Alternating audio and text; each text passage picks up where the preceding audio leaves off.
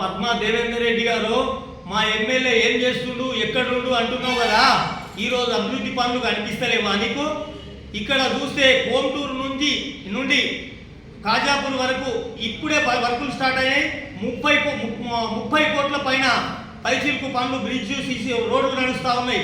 ఏ ఊర్లో చూసినా సీసీ రోడ్లు కానీ, సైడ్ డ్రైన్స్ కానీ, బిల్డింగ్ వర్క్స్ కానీ వందల కోట్ల రూపాయలు తెచ్చి ఈరోజు గ్రామాలను అభివృద్ధి చేస్తున్న మా ఎమ్మెల్యే గారి మీద నువ్వు నీ ఇష్టం వచ్చినట్టు మాట్లాడుతున్నావు.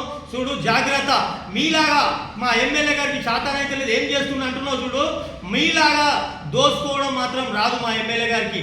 వాస్తవమే, మీ లెక్క దోసుకోవడము దాచుకోవడం వ్యక్తులు కాదు మా ఎమ్మెల్యే గారు. అంటే ఎంతసేపు కాన్స్టిట్యుయెన్సీ మీద ఎప్పుడు మా అభివృద్ధి మీ పైనే ధ్యాస ఉంటుంది తప్ప మీలాగా ఇసుకల మీదనో, భూముల మీదనో, ఇంకో చిల్లర దండల మీద మా ఎమ్మెల్యేకి అలాంటి చిల్లర బుద్ధులు లేవు.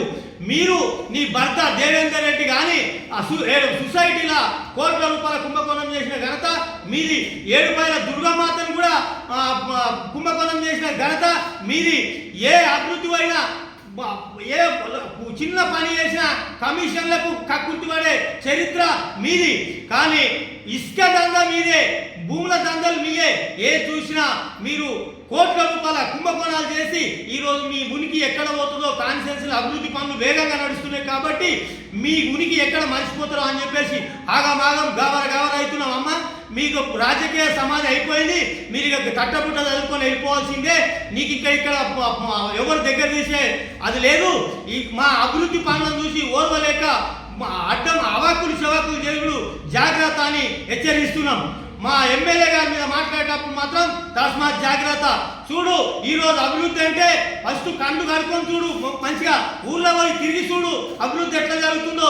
కొన్ని కోట్ల రూపాయలు, వందల కోట్ల రూపాయలు తీసుకొచ్చి అభివృద్ధి నడుస్తుంది. ఆడ మెడికల్ కాలేజ్ కానీ, ఆడ ఇంటిగ్రేటెడ్ స్కూల్ కానీ, ఊళ్ళో అభివృద్ధి పనులు ఎలా వేగంగా నడుస్తున్నాయో ఒకసారి చూసినాక మాట్లాడాలని చెప్పేసి హెచ్చరిస్తున్నాం. జాగ్రత్త పద్మా దేవేందర్ రెడ్డి గారు, తస్మాత్ జాగ్రత్త అని హెచ్చరిస్తున్నాం. నీకు రాజకీయ సమాధి కట్టినాం, ఇక నీకు పుట్టగతులు లేవు, నీ కాన్స్టిట్యుయెన్సీ సాధించుకోవాల్సిందే అని చెప్పేసి నేను హెచ్చరిస్తున్నాం.